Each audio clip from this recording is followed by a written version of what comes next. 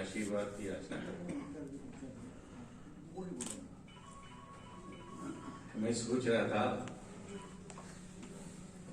कि द्रोणाचार्य, भीष्म पितामह, कर्ण, रुक्मी, जरासंध, शिशुपाल, ये सब कहीं तो ऐसा नहीं है जो सुरेंद्र जी बता रहे थे कि आजकल मुसलमान बन गए, जन्म तो होते रहते हैं।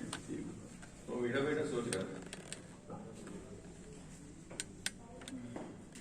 भारत की मृत प्राय विरासत,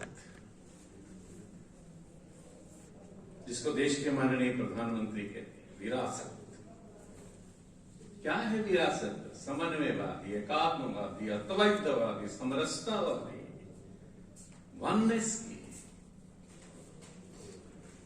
अविभक्तम सर्वभूतेषु विभक्तम मयि चैव स्थितम्, ऐसा भगवान कृष्ण गीता में। मैं सब में हूं, पर मैं अनडिवाइडेड हूं। ये जो भारत की विरासत है, इसको संजीवनी प्रदान करने का नाम विश्व हिंदू परिषद है। फिर से पूरे विश्व में, जिसको देश के माननीय प्रधानमंत्री कहते हैं, one earth, one family, one future, one sun, one world, one gorilla, woman centric globalisation and conscious centric planet, मानव केंद्रित व्यवस्था, चेतना केंद्रित व्यवस्था, जिसको वसुधैव कुटुंबकम कहा। नानक नाम चढ़ती कला, तेरे पाने सर्वत का भला, जिसको कहा। कृत करो वंड छक्को, नाम जपो, जिसको कहा। ईश्वास्यम इदम सर्वम यत् किंचित जगत, याम जगत, जिसको कहा। त्वदीयाय कार्याय बद्धा कटीयम, प्रभो शक्तिमान हिंदू राष्ट्र अंगभूता। I only exist through you, मैं तैथुआ, तेरे वास्ते हाँ, ते तेरी सेवा विच, ते तेरे जिया बनन वास्ते। Well, that is what Hindu is. Hindu विश्वास है, अहंकार नहीं है। पूरी दुनिया में विश्वास अर्जित करने का नाम। देश का माननीय प्रधानमंत्री हो, सुरेंद्र जी हो, मुख्तार सिंह जी हो, महाराज दिलीप सिंह जी हो, कूका आंदोलन के प्रणेता श्रद्धेय राम सिंह जी हो, दशमेश पिता हो, कोई भी हो, लेकिन उस वननेस को स्थापित करना, वन रियलिटी को स्थापित करना, पूरे विश्व में जो काम कर रहा है इस समय, आप देखिए क्या है। पूरा विश्व कहां खड़ा है, किधर खड़ा है। 3000 सालों में 5000 युद्ध हुए, अब भी हो रहे हैं। करोड़ों लोग समाप्त हो रहे हैं, बच्चे समाप्त हो रहे हैं। इसमें अगर कोई एक गीत गा रहा है, संगीत चल रहा है कि ये युग इश्क का है, प्रेम का है, मोहब्बत का है, युद्ध का नहीं है, ऐसा जो संगीत चल रहा है, उसका नाम विश्व हिंदू परिषद है। प्रॉफेट मोहम्मद के काम को भी कंप्लीट करने का श्रेय अगर किसी को जाता है तो विश्व हिंदू परिषद के एक सामान्य कार्यकर्ता को जाता है। उस समय अरब कंट्रीज में ये था कि बेटियों को बाड़े में बांध लेते थे, जैसे राजाओं ने कभी 700 विवाह किए, बहाना बनाते हैं, पॉलिटिकल मैरिजेस थी। अभी राजाएं हैं, अभी भी हैं, उनके बेटे हैं, कभी मुख्यमंत्री बनते हैं, कभी कुछ बनते हैं। उस समय प्रॉफिट ने कहा था 50 रख लो, 50 अरब कंट्रीज ने कहा 50 लेडीज की इजाजत होनी चाहिए। मोहम्मद पैगंबर ज्यादा देर रह नहीं पाए, 4 तक आए। उस 4 को भी खत्म करने का काम अगर श्रेय जाता है किसी को, तो वह विश्व हिंदू परिषद के ही किसी कार्यकर्ता को जाता है।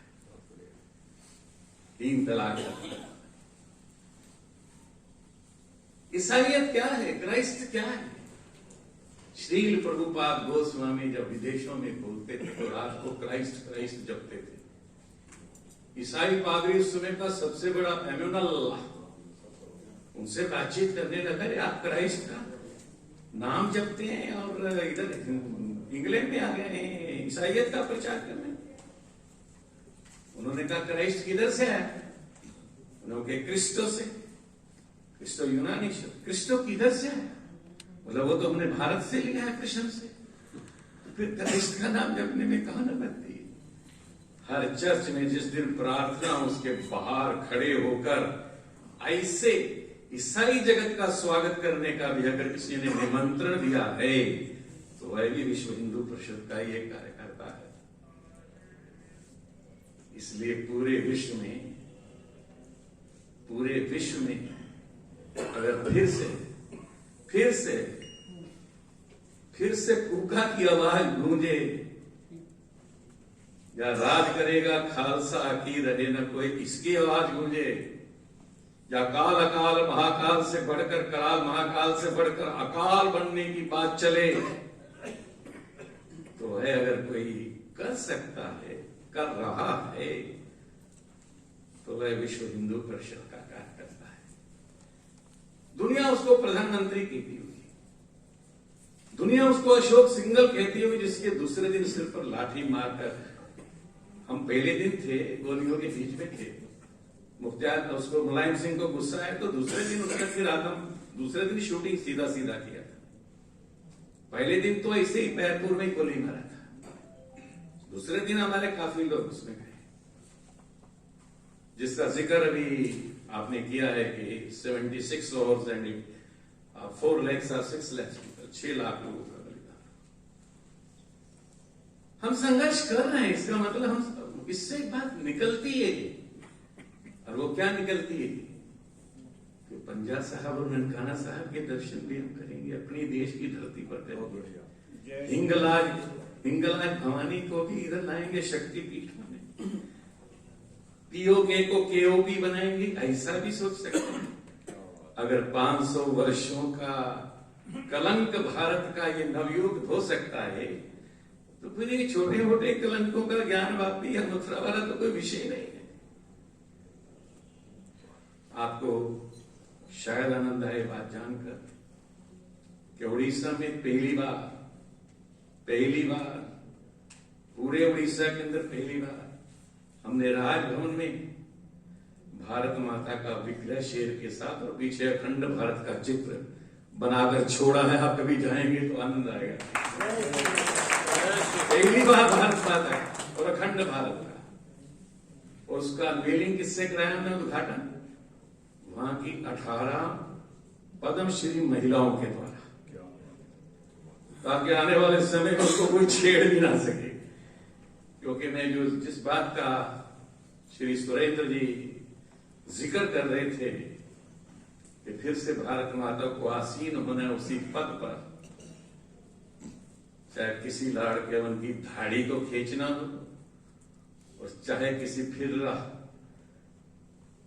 भी दुश्मन को, किसी भी आतंकी को समाप्त करना हो, उसको समाप्त कर हमारी आदत है जरा सहनशील ज्यादा, 99 गालियां तक बर्दाश्त करते हैं, 99 गालियां बर्दाश्त करते हैं, ये हमारा स्वभाव है, क्योंकि उसके बिना सब काम होता नहीं है। तो मैं पुनः श्री सुरेंद्र जी जैन, मेरे मित्र प्रोफेसर डॉक्टर, हमको सौभाग्य रहा कि भुवनेश्वर आए, आलोक जी भी आए, आलोक जी पूरी टीम के साथ आए, भुवनेश्वर में सबका आना भी हुआ, आप इधर सिरसा आए हैं, मैं श्रद्धेय मुख्तार सिंह जो उसके परम स्नेही मित्र जो साथ आए हैं, और सुरेंद्र जी के आह्वान पर आप सब लोग पधारे हैं। आप सबको श्री चरणों में प्रार्थना, और जो प्रार्थना उन्होंने की है, आह्वान किया है, नोट चंदा, नोट डोनेशन, सर्वस्व देने का जो आह्वान किया है, उस आह्वान को सिलसिला पूरा करने की शक्ति रखता है, पूरा करेगा। इसी आशा के साथ आप सबको प्रणाम, धन्यवाद, जय हिंद।